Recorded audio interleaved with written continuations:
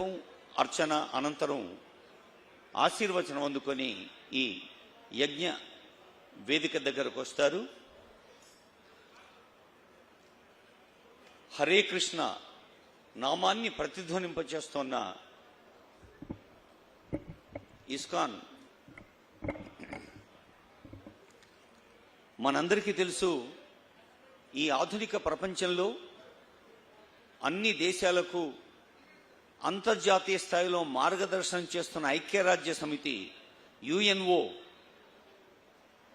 ఎంత విస్తారంగా ఉందో, ఎన్ని అసంఖ్యాక దేశాలకు మార్గదర్శనం చేస్తోందో, అన్ని దేశాల్లో కూడా ఇస్కాన్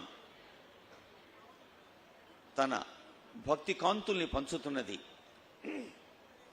యుఎన్ఓ అనేది ఒక ప్రపంచ స్థాయి ప్రభుత్వ సంస్థ అయితే, మరి ఒక స్వచ్ఛంద సంస్థగా, ఆధ్యాత్మిక సంస్థగా, ఆలయ సంస్థగా భక్తి ప్రపత్తుల్ని, సంస్కారాన్ని, సహృదయాన్ని ప్రపంచానికి పంచేందుకు ఇప్పటికీ 400 కోట్ల భోజనాల్ని సమర్పించింది. 400 crores.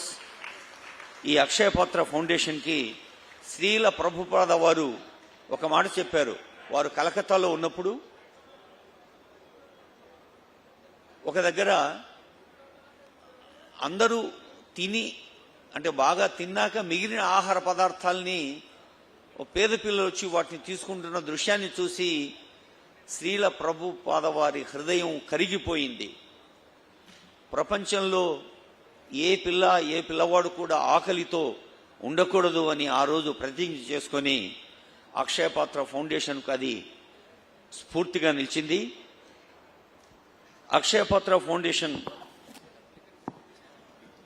చైర్మన్ బృందా గౌరవనీయులైన ఆంధ్రప్రదేశ్ రాష్ట్ర ముఖ్యమంత్రి చంద్రబాబు నాయుడు గారు, గౌరవనీయులైన ఫార్మర్ చీఫ్ జస్టిస్ రమణ గారు,